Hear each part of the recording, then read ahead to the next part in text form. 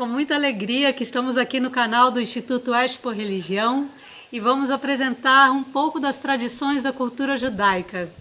As nossas famílias vieram do leste europeu, então estamos voltados mais a essa influência judaica. E na minha casa eu sempre escutei muitas histórias. E segundo Elie Wiesel, por que o mundo e os seres humanos foram criados? Porque Deus gosta muito de histórias. Na minha família sempre houve muita música. Muitas gerações se dedicaram a essa arte, principalmente a música klezmer, que é um tipo de música do leste europeu. Dizem que o Rabi Eli Meller falava o seguinte: é bom quando o homem consegue fazer Deus cantar dentro dele. E os nossos filhos nasceram na virada do milênio, no Rio de Janeiro, em meio a muitas tradições. Daqui a pouco eles vão aparecer aqui também. Mas antes eu vou contar uma história que o meu avô me contava como se fosse uma piada.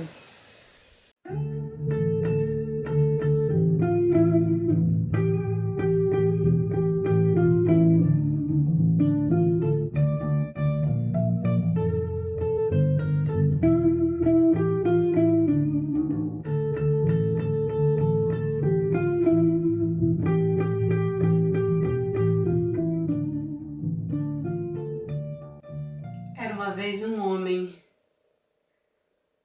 um pobre homem infeliz, porque ele morava numa pequena casa, numa pequena choupana, com a sua mãe, que vivia dizendo: assim não dá, assim não dá.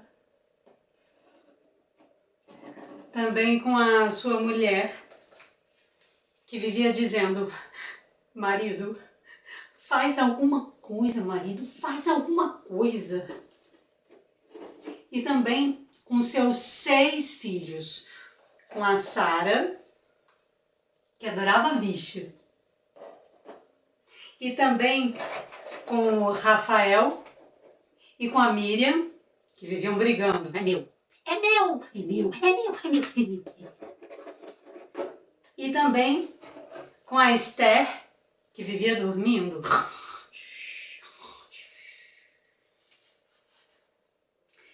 Com a Arão, que vivia fazendo uma bagunça. E com Jacó, o pequeno Jacó, que vivia rindo. E às vezes chorava.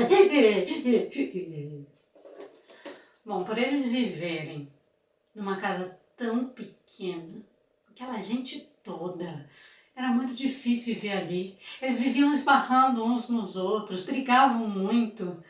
E um dia, de tanto a mulher dizer: marido, faz alguma coisa, ele resolveu fazer. Ele lembrou que tinha uma sinagoga bem em frente à casa dele. Então ele foi até lá procurar o rabino. E logo que chegou, ele olhou para um lado, olhou para o outro, e não encontrou o rabino. Mas ele viu um corredor. E lá no final do corredor tinha uma luzinha acesa.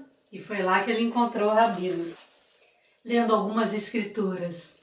E disse para ele: ah, santo rabino, é tão difícil viver naquela pequena casa com a minha grande família. Olha, eu não sei mais o que fazer. Por favor, me dê um conselho. E o rabino então pensou.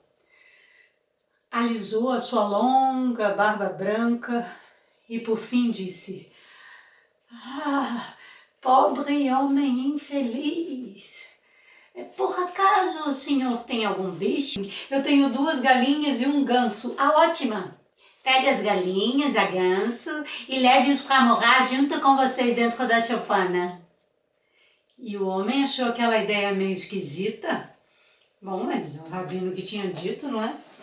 Então, ele foi indo para casa e assim que chegou, abriu a cerca onde ficavam os bichos e de lá tirou as galinhas e também tirou o ganso. E abriu a porta para eles entrarem. E eles foram entrando, todos juntos. E logo depois que eles conseguiram entrar na casa, O homem também entrou, só que ele foi indo mais rápido que eles, para poder ver o que ia acontecer lá em cima. Eu sei que quando o homem chegou, logo veio subindo a primeira galinha. Pá, pá, pá, pá, pá, pá, pá, pá, pá, pá. E a mulher falou assim, marido, tem uma galinha na minha casa? E o homem falou, uma não, duas. E logo veio subindo a segunda. Pá, pá, pá, pá, pá, pá, pá. E a mulher falou, marido, tem duas galinhas dentro da minha casa. E ele falou, duas galinhas e um ganso. E logo veio subindo o ganso também. Quá, quá, quá, quá, quá. Olha, as galinhas fizeram uma algazarra, subiram em cima da mesa, deixaram cair pena por todo lado. E o ganso começou a dar bicada em todo mundo. Bicou o Rafael, ai, bicou também a mãe, ai, e só não bicou a Sara adorava bicho e adotou ele como bichinho de estimação. Mas depois de alguns dias começou a bicar ela também. Aliás, depois de alguns dias, parecia que as crianças tinham crescido e a casa tinha diminuído. Então, depois da mãe dizer muitas vezes assim, não dá. Assim não dá. Então, o homem foi procurar ajuda, foi até a sinagoga novamente, falar com o rabino. E assim que chegou, olhou para um lado, olhou para o outro, lembrou daquele corredor, foi andando, viu a luzinha acesa e logo encontrou o rabino, lendo algumas escrituras. E foi logo dizendo, santo rabino, agora minha vida está muito pior, porque além das brigas, além dos gritos, eu também escuto cacarejos. Aliás, rabino, tem penas dentro da minha sopa. E o rabino disse, pobre homem infeliz. Então ele alisou a sua longa barba branca e por fim disse, por acaso o senhor tem um bode? Sim, eu tenho um bode que não tem muito valor. Ótimo. Pegue a bode e leve-o para morar junto com vocês dentro da choupana. O senhor tem certeza, santo rabino? O senhor confia em mim? Confio, já estou indo. Bom, o rabino tinha dito aquilo, né? Ele resolveu fazer. Bom, foi até a casa e antes de entrar, abriu a cerca onde ficavam os animais. O homem não conseguiu controlar o bode, porque o bode saiu correndo por trás da casa, deu a volta toda, bem mais rápido que ele. E aí ele foi logo entrando. E o homem, peraí, foi indo logo atrás. Peraí. Eu sei que quando aquele bode subiu na casa e colocou as patinhas na sala, a mulher começou a gritar. Tem um bode na minha casa!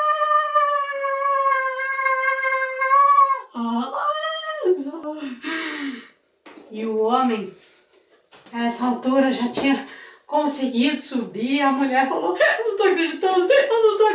E o bode começou a dar coice em todo mundo. Deu coice em Arão. No Rafael. Olha, o Jacó achou que ele fosse um cavalinho. E pegou no chifre dele e começou a falar, vamos cavalinho. Eu sei que o bode deu um coice e o Jacó saiu voando.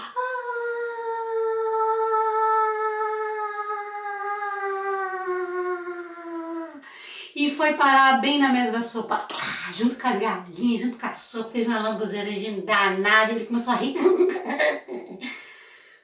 Olha, eu sei que depois de uns 3 dias, aquela casa estava insuportável. E de tanto a mãe falar, marido, por favor, faz alguma coisa. O marido saiu correndo até a sinagoga e foi falar com o rabino. Assim que chegou, olhou para um lado para o outro, lembrou da Luizinha, correu no corredor, chegou lá lendo algumas escrituras, estava o Rabino e ele foi logo dizendo: Santo Rabino, agora a minha vida está uma loucura, não podia ser pior. O bode está dando coisa em todo mundo, ficou maluco, eu não sei mais o que fazer. E o Rabino falou: ah, pobre homem infeliz. E alisou a sua longa barba branca. E depois falou para ele: por acaso o senhor tem uma vaca? E o homem disse: é verdade que eu tenho uma vaca. Ah, ótima, disse o Rabino. Ótima, pegue a vaca e leve-a para morrer junto com vocês dentro da choupana. E o homem ficou assim, ó. Em 5 minutos. O Rabino já tinha ido embora e ele continuava lá. Errou assim, ó. E foi para casa. Mas ele foi para casa pensando assim: será que o Rabino ficou maluco? Ou foi andando, pensando na vaca, na casa. Vocês conseguem imaginar a vaca dentro da casa de vocês? Vocês imaginam a vaca assim, toda esparramada no sofá, vendo TV com você? Ou então a vaca tomando um banho, ou então a vaca tomando um cafezinho com a sua mãe lá na sala. Gente, o homem pensava em todas essas coisas e foi indo para casa. Só que a vaca, gente, a vaca atolou, não queria mais sair do lugar e fazia de tanto que ele empurrou que ela acabou entrando na casa. Só que o homem subiu correndo antes dela e foi dormir junto com a Esther. Fingindo que estava dormindo, né? Eu sei que quando a vaca colocou os pezinhos dela na sala, todos começaram a gritar, não só a mulher. Foi uma loucura total, uns pisando em cima dos outros, gritando, porque a vaca pisoteava em tudo. Ela fazia cocô em tudo também. Ai, gente, é loucura. Eu sei que depois de um dia, todos brigavam, até as galinhas. E quando isso aconteceu, o homem foi procurar ajuda. Correu para a sinagoga e logo foi falar com o Rabino. Nem olhou para um lado e para o outro. Logo chegou na sala dele e falou: Santo Rabino, agora chegou o fim do mundo. Não há espaço nem para respirar. A vaca pisoteou tudo, fez cocô em tudo também. Eu não sei o que fazer. E o Rabino falou: pobre homem infeliz. Ele nem alisou a barba e foi logo dizendo: agora pegue todos os animais e leve-os para fora de sua casa. Pois o farei imediatamente, disse o homem. Eu nunca vi esse homem correr tanto. Correu. Olha, quando chegou lá na casa, logo foi tirando a vaca. Tira essa vaca daqui. Tirou a vaca. E logo depois tirou o bode. E depois de tirar a vaca e o bode, começou a tirar as galinhas. Essas galinhas estão jogando pelo em tudo. Aí depois de tirar as galinhas, jogou assim: Sara, dá licença, agora não, Sara. O Rabino falou, o Rabino pediu para guardar tudo de novo, para colocar tudo no lugar, isso. E depois, eles fizeram uma grande reunião familiar, resolveram fazer uma faxina em tudo.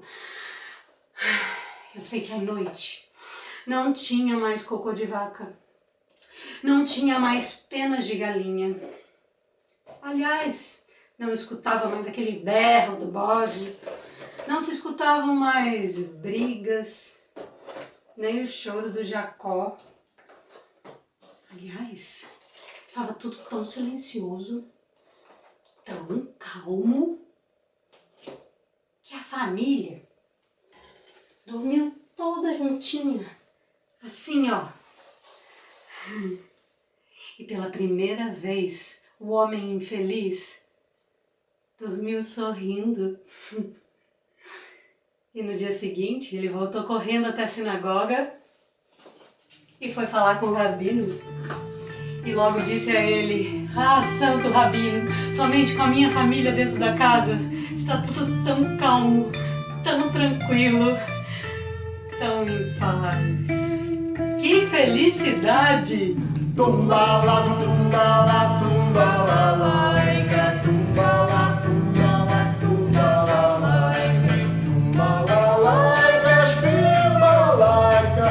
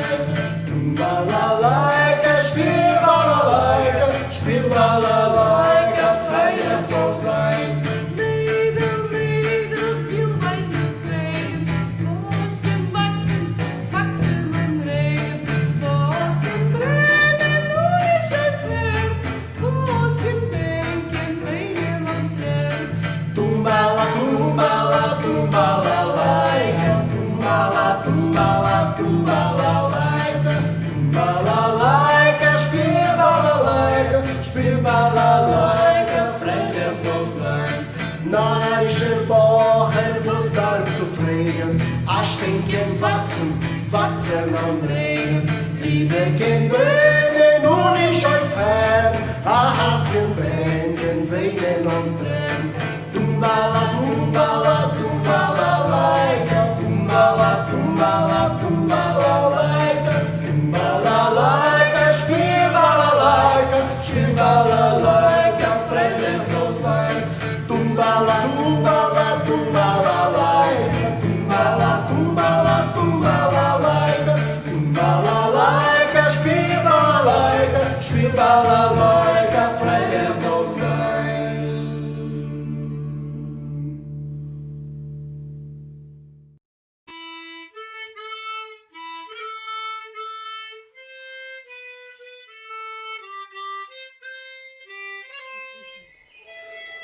Aqui na nossa casa nós temos alguns símbolos do judaísmo. Essa aqui é a menorá.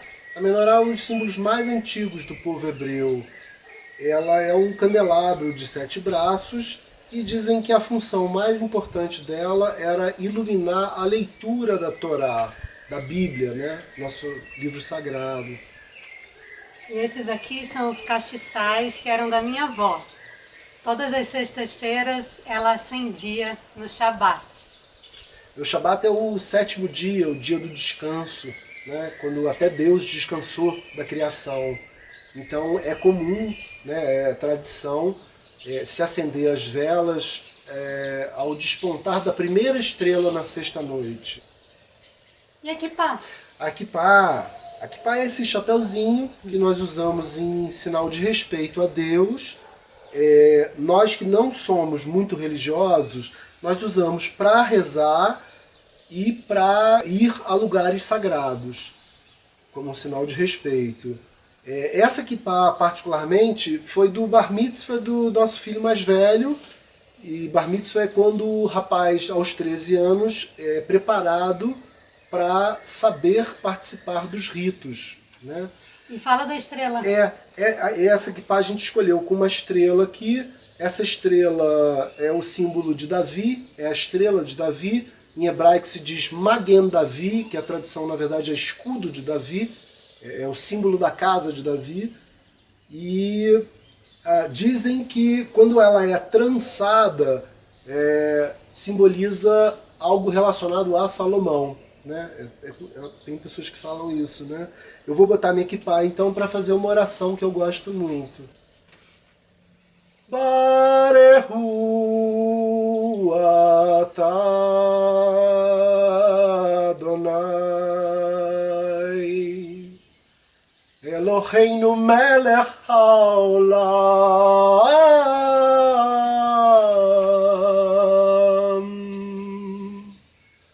Barehu atah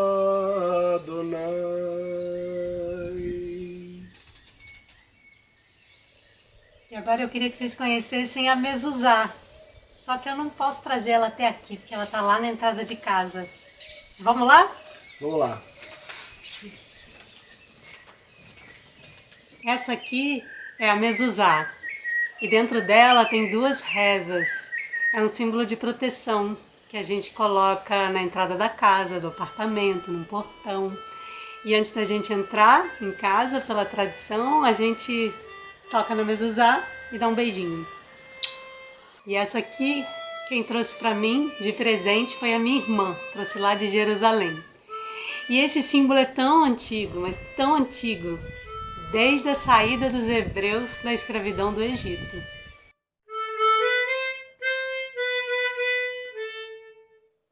Existem muitas histórias sobre o sábio rei Salomão.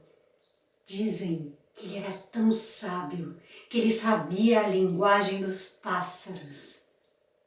Mas ele também, como todo ser humano, tinha seus dias e dias. Tinha dias que ele acordava esfuziante, parecia que um sol tinha nascido desde cedo dentro dele. E tinha dias também que ele ficava tão triste, mas uma tristeza tão profunda, que ele não conseguia sair do seu quarto, não queria falar com mais ninguém. Então, um belo dia que ele estava andando pelo mercado, ele encontrou um joalheiro, que se dizia o maior joalheiro de todo o planeta. Então, o rei Salomão perguntou: "Ah, você é tudo o que dizem mesmo? Que você é o melhor joalheiro de todos?" E ele falou: "Majestade, os meus anéis agradam tanto homens quanto mulheres. Eu faço anéis de ouro, de prata, de várias pedras preciosas como a safira, a turmalina, o diamante, o rubi." E o rei Salomão pensou e falou assim: não é nenhum desses anéis que eu preciso. O joalheiro ficou assim, um pouco estupefato com a resposta do rei Salomão. E o rei Salomão continuou: "Sabe o que é? Eu preciso de um anel que quando eu acorde assim, muito eufórico, muito agitado, eu olhe para o anel e me sinta em paz. E ao mesmo tempo, se for um dia que eu acorde muito triste, com aquela tristeza lá do fundo, eu também me sinta sereno quando eu olhar para o anel." E o joalheiro começou a ficar nervoso. Falou: "Mas, majestade, eu sou apenas um artesão e não um mágico." E o rei Salomão nem quis ouvir o que ele disse e falou assim: "Encontre comigo no palácio amanhã à noite, trazendo esse anel." Gente, o joalheiro foi para casa e dentro dele estava rolando um redemoinho, um vendaval, porque ele não sabia como preparar tal anel. Ele já tinha feito anel de tudo quanto é tipo, mas nenhum dos anéis se adequavam àquela encomenda tão especial do rei. Então, quando a noite chegou e as estrelas pintaram o céu, ele então fechou os olhos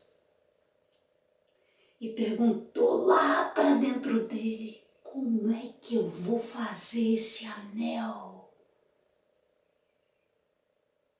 E pela manhã ele teve a resposta.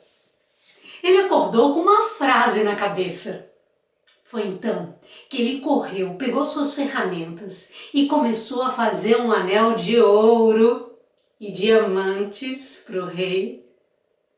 Mas nesse anel, bem no centro do anel, onde a gente podia olhar, tinha uma frase.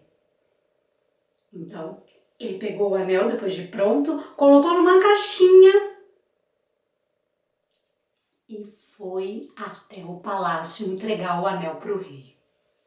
E lá ele encontrou o rei com toda a corte reunida, aguardando pelo joalheiro. E então, o rei pegou a caixinha do joalheiro, abriu e viu o anel. E disse para o joalheiro: "Você realizou o meu pedido. Agora sim, terei a temperança tão desejada, porque sempre que eu olhar para o anel, vou me sentir em paz depois que eu ler essa frase." E lá no anel estava escrito: "Isto também passará."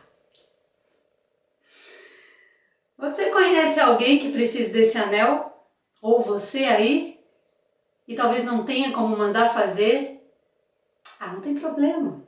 Sabe o que você faz? Grava essa frase isto também passará lá dentro do seu coração. Que aí você vai ter um pedacinho da sabedoria do rei Salomão.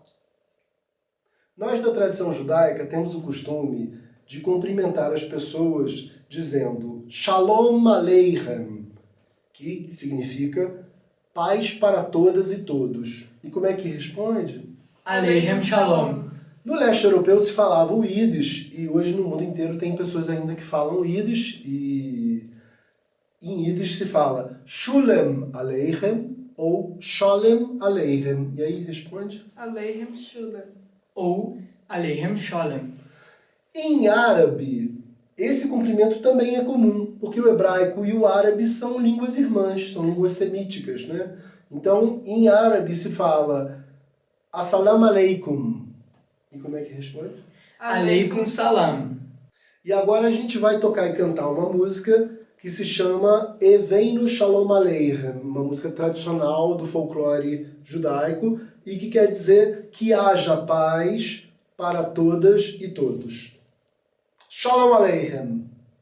Eveinu Shalom Aleichem, Eveinu Shalom Aleichem, Eveinu Shalom Aleichem, Eveinu Shalom, Shalom, Shalom Aleichem, Eveinu Shalom Aleichem, Eveinu Shalom Aleichem, Eveinu Shalom Aleichem, Eveinu Shalom, Shalom, Shalom Aleichem, Eveinu Shalom Aleichem, Eveinu Shalom Aleichem, Eveinu Shalom Aleichem, Eveinu Shalom, Shalom, Shalom Aleichem, Eveinu Shalom Aleichem, Eveinu Shalom Aleichem, Eveinu Shalom Aleichem, Eveinu Shalom, Shalom, Shalom Aleichem.